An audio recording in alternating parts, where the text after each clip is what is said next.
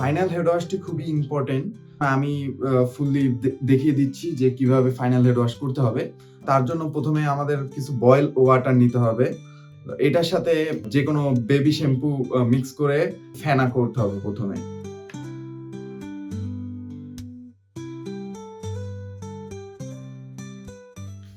দেন ফেনাটি উঠিয়ে আস্তে আস্তে লাগাতে হবে।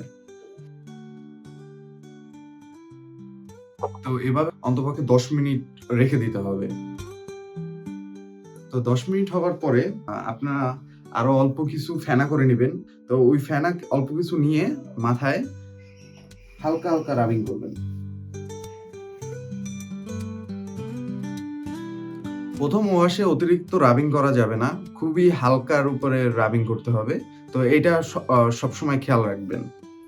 আর আমি কিন্তু খুবই আলতোভাবে রাবিং করছি। তো মোটামুটি হালকা পাতলা হয়ে গেলে দেন হচ্ছে আপনার মাথায় পানি দিয়ে দিবেন। প্রথম ওয়াশের পর আসলে সঠিকভাবে ক্লিনিং ওইভাবে হবে না, তারপর আপনারা আবার একবার দিয়ে নেবেন।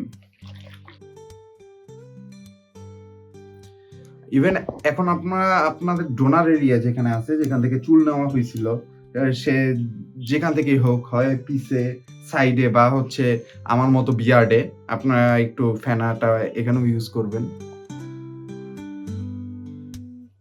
কমপ্লিট। এখন এটাকে আপনারা 5 মিনিট রেখে দিবেন। 5 মিনিট পূরণ হওয়ার পরে এখন আপনাদের কাজটা একটু ডিফিকাল্ট।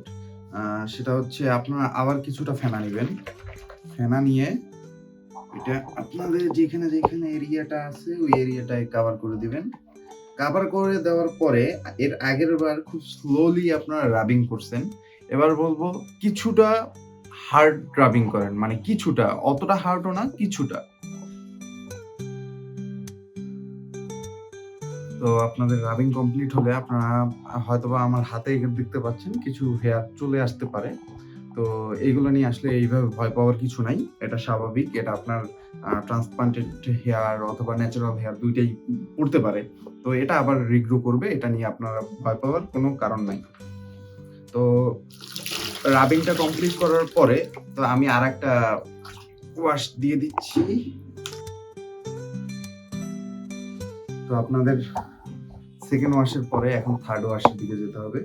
আবার আপনারা সেম ভাবে ভালোভাবে নাড়াচাড়া দিয়ে ফেনা বানিয়ে দেন আবার ওটা মাথায় অ্যাপ্লাই করবেন।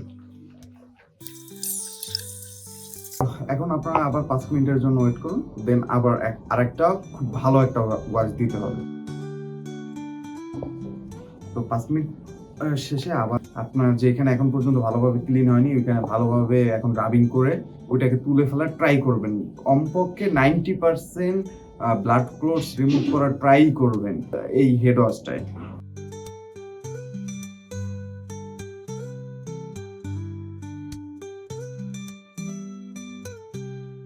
আপাতত আমার মোটামুটি ভাবে কমপ্লিট হয়ে গেছে।